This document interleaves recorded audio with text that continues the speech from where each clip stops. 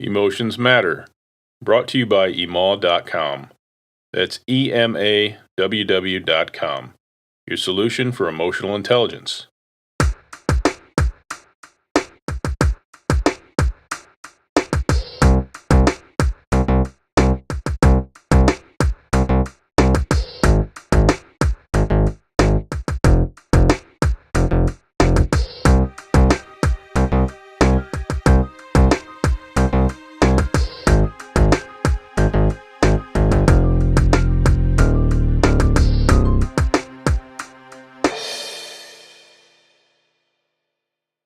Hello, everyone, and welcome to the Emotions Matter podcast. My name is Jason Wright, and I will be your host today.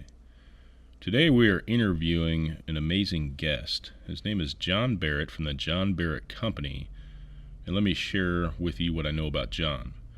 John is an author, he's a leadership coach, and a speaker, and he spends all of his time helping other people become the best versions of themselves. John, thank you for coming to the show. Yeah, it's great to be here with you, Jason. Great to be here with the listeners as well. Awesome. Well, what I'd like to start with today is I'd like to hear a little bit about your background with your entrepreneurial experiences, kind of tell us where that started, what kind of things you've done, and let's hear about that. Yeah, well, I started off making 25 cents a project. And I'll define that. When I was in elementary school, my parents were very entrepreneurial and owned some shops. I was grew up in a small town in Indiana and a very tourist-oriented town. So they had some shops in there that were very successful. And so I would find myself on the weekends and after school and that hanging out at the shop. And, a boy just needs candy bars and Cokes and, all that good, healthy stuff. And so I had this bright idea, and I thought, instead of sitting around here at my parents' shop just waiting for them to go home and that, I thought, I'm going to go out and make some money. So I walked around to the other shop owners, and I would walk up, and I started off actually at 10 cents. I said, for 10 cents, I'll take your trash out. And they kind of looked at me and said, what? And I said, I'll take your trash out. I'll remove it all for 10 cents. So they did that. They thought, I guess that was a good deal because they were pretty busy and they couldn't get a chance to get away and their trash was filling up in these little shops. So anyway, I started to raise my prices. And I'm finally, I think at the peak of my entrepreneur experience, I made 25 cents each time I took out the trash. But listen, that was good stuff back in the day because I could get a candy bar and a Coke and make about $1 a day, and it was amazing. So I think, it kind of, I've always had this sort of entrepreneurial spirit, I guess, at a young age, and that enjoyed it. But, obviously, as I grew up and into adulthood and that, what I've done is started a business that is all about taking people to the next level. So I primarily work with leaders in organizations, of nonprofits, of for-profits, work with Fortune 5000 companies, and executive level coaching, and just help them be the best they can be and lead their life and lead their organization the best they can do it. So for me, that 25 cents trash taking out has turned into a significant amount more than that. But it's really been a journey of understanding how to offer services, how to tap into your strengths, your skills, what it is that you have to offer this world, and then being able to go out there and add value to other people and be able to provide services that are helping them and making a difference in their life and their business and their career, which in turn enables you to make a huge difference in your own life and your own career. So my journey's been a great one. It's taken me in a lot of different areas, lived around the country in different areas, lived in people's basements to my own house now and own family and all that stuff. So it's been a great journey of really discovering who I am. I think every leader, every entrepreneur, every person who really wants to discover how to make a difference in this world, it starts with identifying who you are. You've got to go inward first. Figure out what are your skills, what are your passions, what are your strengths, what is it that you have that's going to make a difference and add value to others, and then turning that into some sort of a service or a product or monetizing that in a way that truly does make a difference, not only for the person you're serving, but also can make a difference in your own life. Sounds like you definitely like people. I do. I got a passion for people. I love to see people go to the next level. I sometimes kind of joke and say my purpose in life is to help people find their purpose. And when I can do that, I'm telling you, I feel the best. that's when I tap into really what life is all about, and that's truly making a difference. And I love it. I'm passionate about it. Very nice. I know that you're an avid reader. Yes. Could you tell us a little bit about the type of books you read and how often you read as well? Yeah.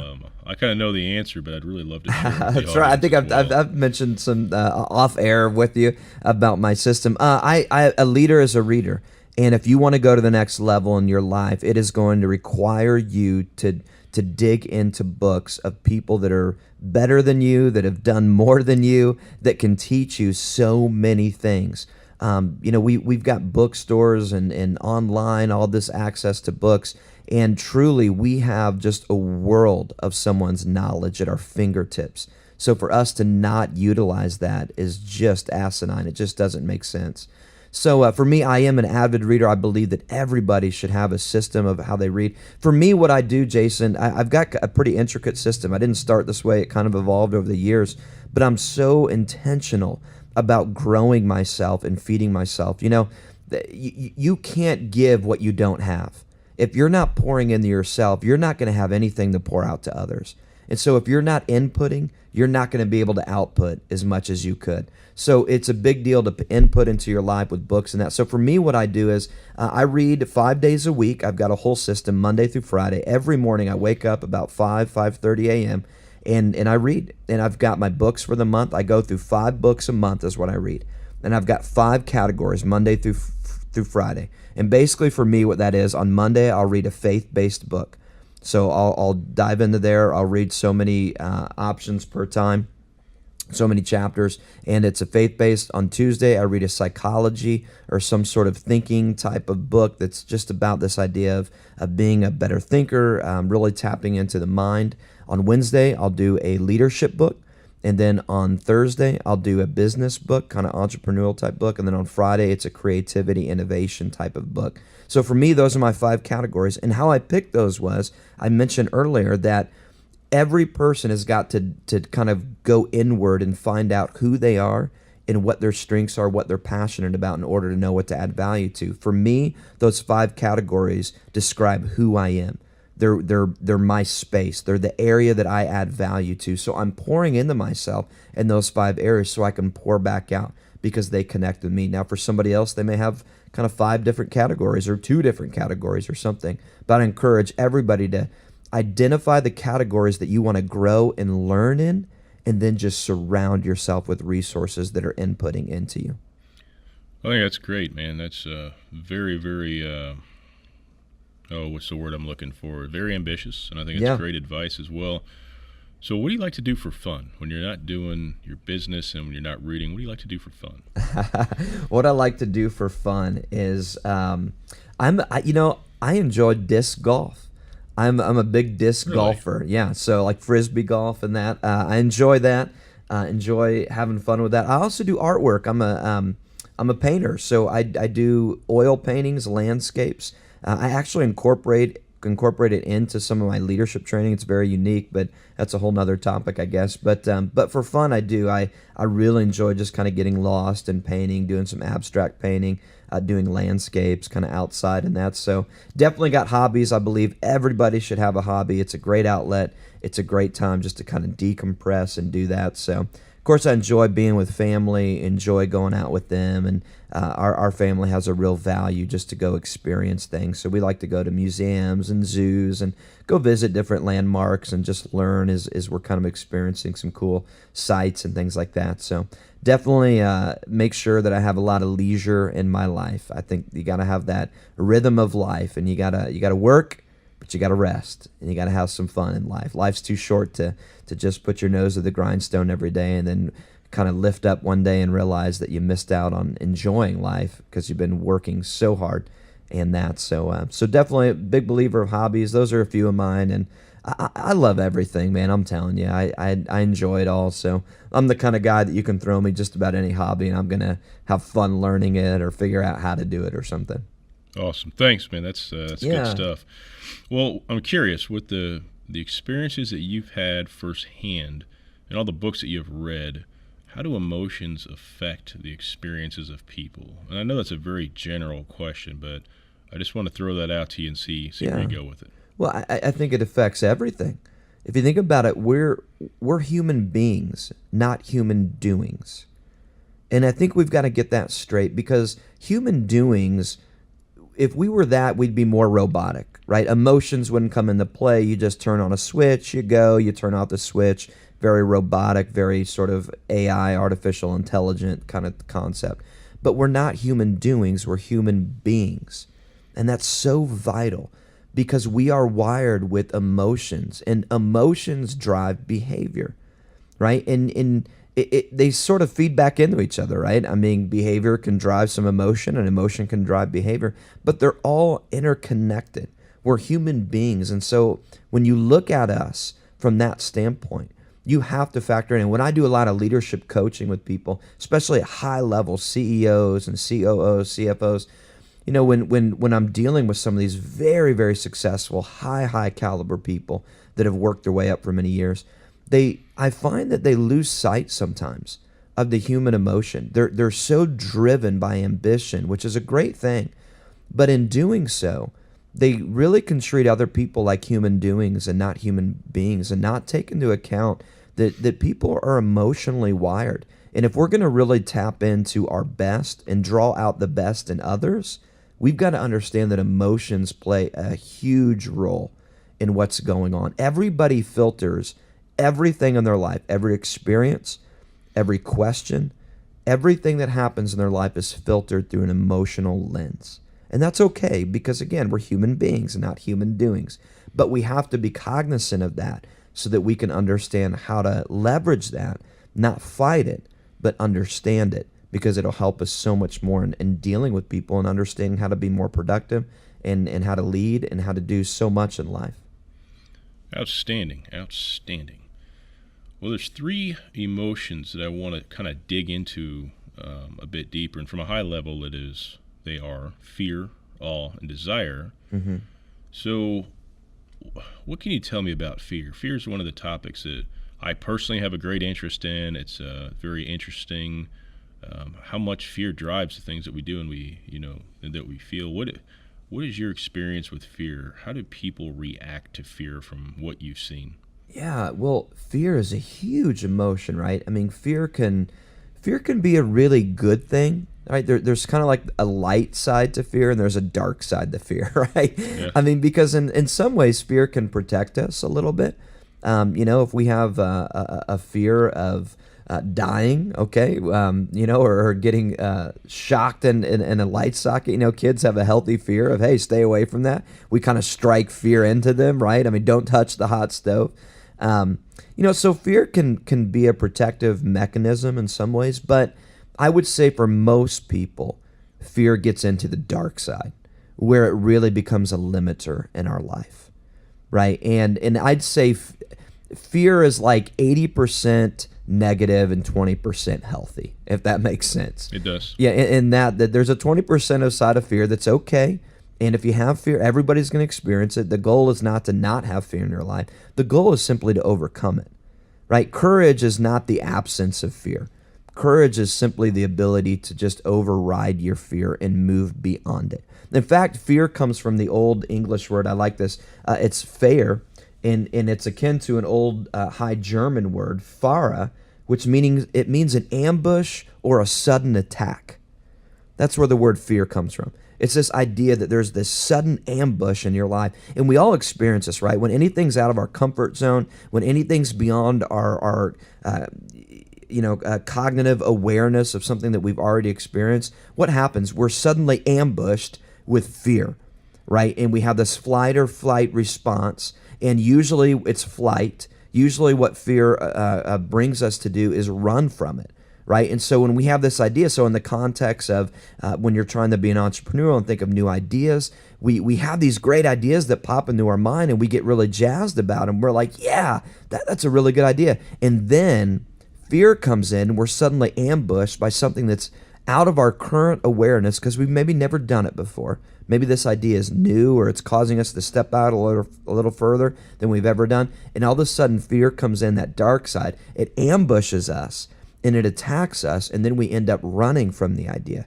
And before we know it, months and years have gone by where we're still not doing what it is that we've always wanted to do because we're fearful of what it is we've never done. Man, very well said. I can't agree more. That's certainly the reality of it. Thank you. Yeah, and I think that, the important thing is this, is that if we're all going to experience fear, that's okay.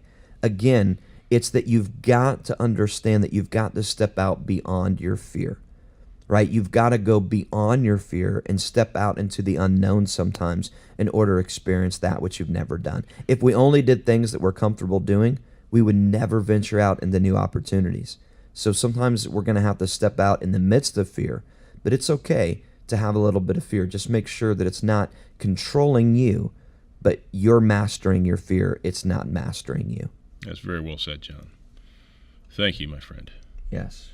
Well, let's talk a bit about awe, the emotion of awe, and how do people interact with that emotion? So, yeah, it's an interesting thing to think about, because when I think of awe, I think of like a greater power, but awe, is going to affect people in different facets of their life in different ways. So tell us what you think about that. Yeah, I think awe is a great emotion. If you do a study of all the highly creative, innovative people, they were all inspiring. It said the tongue twister. They were all awe-inspiring people. And what I mean by that is this. You look at Leonardo da Vinci. Look at this guy. I mean, he was just fascinated by everything in life. That's why he was just this Renaissance man that was into everything. He was an engineer. He was a scientist. He was an artist. He was an author. He was a creator. He was a showman. I mean, he had all these different things about him. And why was it? It's because he was driven by this awe of life. He was just always inspired and intrigued and always looked at something and said, wow, that's incredible. How does it work? And he almost had this sense of awe. If you look at all the greats, you look at Steve Jobs, you look at all these people, they didn't just look at things and overlook them and think, yeah, whatever. They would stop and go, how does that work? That's awesome. That's fascinating. That's incredible. What could we do with this? Right? And they had this ability just to have this awe type of attitude and emotion that caused them just to dig in and understand more things. When we lose awe, when we lose that wow factor, we really lose our wonder. And when we lose our wonder, boy, we get rooted down in just complacency. Now life is just colorless. It's dull. We see things in black and white, and everything is just mundane. Think about when you were a kid. I've got two little girls, and we got one boy on the way now. And kids are just awe-inspiring. They're fascinated by life. I mean, they can turn the living room into a playground. The couch is a spaceship. I mean, the bathtub is the ocean. I mean, they're just so awe-inspiring. They just have this ability to dream and to love life and to want to learn how everything works. But what happens is when we get older, we get bogged down, right? And we lose our sense of wonder and our awe. And now everything just becomes, calculated this and that. And instead of wowing ideas, we how ideas. Instead of just going, wow, that's incredible, we go, well, how does that work? Well, how's that going to happen? Well, I don't understand. It doesn't compute with my brain. And we get grounded almost in what we call reality. And we say, well, I'm not a pessimist. I'm just a realist. No, you're just grounded in this non-awe-inspiring form of your life where you've lost wonder.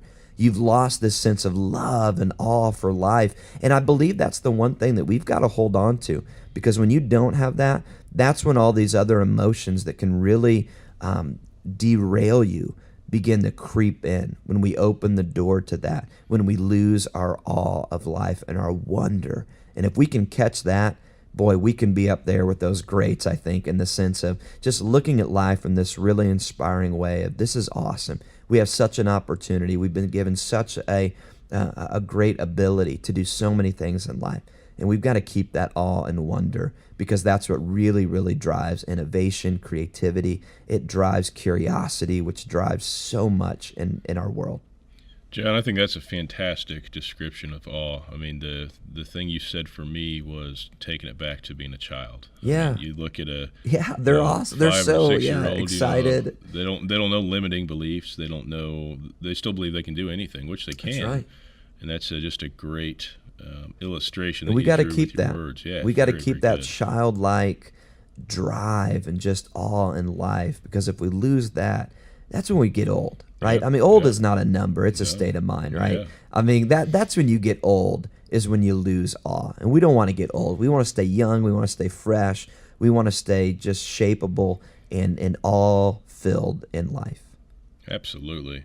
Well, talk to us for a moment about desire. Desire is one of those that I get excited about and I deal with personally quite a bit, and I'd love to hear what you have to share with us Yeah. about that. Well, I'm reminded by Napoleon Hill, who wrote Think and Grow Rich, phenomenal author. I mean, revolutionized the ability to create wealth and just the thinking behind that, his book.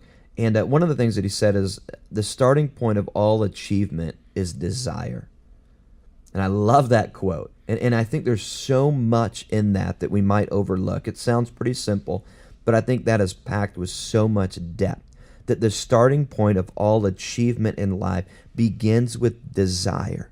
If you don't truly tap into that, what it is that you want out of life, you're probably not going to tap into that drive to get it. Does that make sense? It does make sense. I mean, if you don't have that desire, that chief aim, as Napoleon Hill talked about, just almost that consumed, all-consuming kind of desire that just grips your heart, that just grabs you. You know the word passion. You know, when we think about desire, we think about being passionate.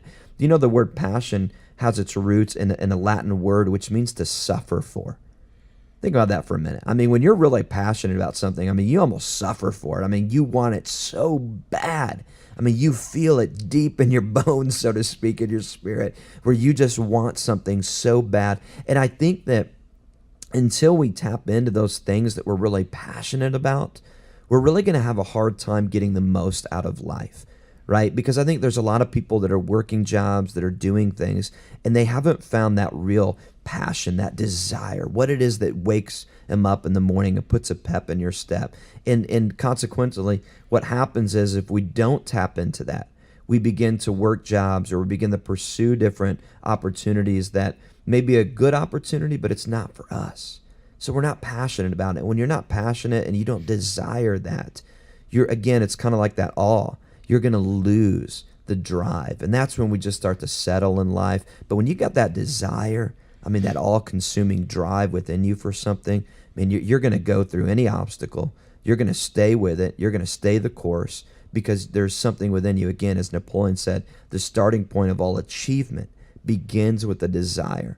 And when you've got that white hot inside of you, when you've tapped into that and you know what it is that you want out of life and you know what it is that you want to do, that's when you really begin to tap into that desire. And that will propel you to go far in life, much further than something that you're just doing out of duty or doing out of routine or doing because somebody else told you should do it, or that's what the model that was given to you, but yet it's not really something internally that you're driven by. Unless you tap into that which is inside of you, that desire, you're really going to have a hard time coming into alignment with really living a fulfilled life. Oh, that's really well said. Thank you, John. This has been very, very impactful and informative for me, and I'm sure the guests of this podcast are thinking the same thing. I've actually, even though it's the first episode, I've actually got a question from somebody in the listening audience. Yeah. The question is coming from Jared out of Indianapolis, Indiana. Jared's 24 years old, and he is trying to start a business. So his question is for you, how does he get the fear of making that step under control? What would you advise him to do to get going with a new entrepreneurial journey? Yeah. Well, and that's a great question. And what I'd say to Jared if I was talking with him, coaching him one-on-one, is first to make sure that he identifies exactly that which he wants to start this business for, right? Because every business that you start is really you solving a problem for somebody, right? And you've got to be passionate about that problem, and you've got to have something to say about that problem, right? So if he is somebody that is, say, for example, that he's starting a fitness kind of workout or some sort of a, health kind of coaching deal that he's going to be doing, maybe a personal trainer or fitness instructor or something like that, for example, right? You've got to really tap into what is it that I'm going to help solve for people, right? We're going to help solve this maybe obesity or maybe this lack of energy problem that people have. They're not bringing their best self to their life. They're feeling just worn down in life, or maybe they're not able to really have those healthy lifestyle that they want to have. And so he's got to begin to tap into, for example, if that's it, what am I passionate about in that field? What is my business going to solve? And when you really get identified with that which it is, again, that you're desiring, that you're passionate about, that area that you really feel like you can solve a problem for somebody, I believe that what happens, Jason, is this. Fear becomes a little easier to overcome because now you're tapping into something that you feel like you can change. If Jared, for example, says, you know what, I can help people lose weight. I know I can do this. I've done it in my life. I know the things to do this. I know what programs you need to follow. Now that confidence rises up because he's tapping into something inside of him that he knows that he can do something about. And it's a lot easier to overcome your fear when you're confident in something. But what happens is this. A lot of people say, I want to start a business. Well, what do you want to do? I just want to make money. Okay, well, great. We all do. So let's define that now. How you want to do that? It doesn't matter. Whatever it's going to make me the most money. And I think, okay, we got a long road ahead of us, right? That's not a good start, is it? That's not a good start because what's going to happen is he may just choose something randomly that, pays well, but their heart's not in it. Their passion isn't there. That desire, that awe isn't there anymore. So what happens is now they're going to be faced with a whole lot of decisions, and fear is going to really have a big open door now because they're going to be in a world that they really know nothing about because all they wanted to do was make money. Does that make sense? It does. So it's starting with what is it that you want to do to change the world? And is that aligning with who you are and what you want to do? Your emotional drive, your EQ, your IQ, your, all these things that we've got. Is it lining up? Because if it can, you're going to have a lot easier time overcoming that fear because you're going to feel like you're bringing your best self to something. That doesn't mean you're not going to face fear, but that means that you're going to eliminate a lot of fear because you're going to be able to overcome that with that confidence and that courage that, you know what? This is something that I was created to do. I was born to do. This is something that I can do because I have something to offer in this space. Well, I think that's excellent advice. And Jared, if you're listening, I hope that helps you, my friend. That should help get you on your way. So, assuming he's a fitness instructor, right? Or yeah. Whatever it is, right? Whatever entrepreneurial effort you're doing, just make sure it is in alignment with what is in your heart and what you've got great experience and something you can bring to the table with. Yeah, I mean, what I hear you saying is emotions can hold us back or be the very fuel we use to move forward. Absolutely. That's why, hey, we're human beings, not just human doings. Very nice. All right, John, tell me quickly about a time where you were faced with a situation in your business where you had fear staring you in the face and your level of desire had to rise to get you out of that situation. Yeah, that's a great question. And it happens every day. And here's why. Because I'm always pushing myself to be, do, and have more. And if I wasn't doing that, if I wasn't facing some fear, I'm not growing. And the reason I say almost every day is because I truly, for me, I'm pushing myself and taking on more opportunities. I'm pushing my abilities even further. And so, to be honest with you, I can't even pick one because I could go over the last week and pick 2 or 3 things that I've got coming up today, Jason. Later on this afternoon, I'm doing a huge leadership training for a huge company, high caliber deal. And it's a little bit beyond of what I've done. Some of the things they're wanting me to do and that. And you know what? There's a little bit in me that's going, okay, I don't really know what to expect a whole lot. I'm kind of stepping into this. But you know what?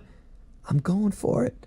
So, is there a little bit of fear? I can't lie and say there might not be a little bit. But you know what? That desire to want to add value and make a difference drives me. And so I'll face it head on this afternoon. I'll face it next week, next month. I'll do it all the time. The moment I stop facing fear is the moment I've stopped growing. And I don't ever want to be there. Because Absolutely. If I'm going to be my best, I want to keep pushing myself to be the best. So listen, if you're not facing, if your dreams don't scare you a little bit, if the opportunities in front of you don't scare you a little bit, you might not be pushing hard enough. So I hope that helps some listeners maybe. Dream big, push hard. It's okay to have a little bit of fear, but push beyond it and bring your best self to your biggest challenges. Absolutely, man. So well said. Thank you.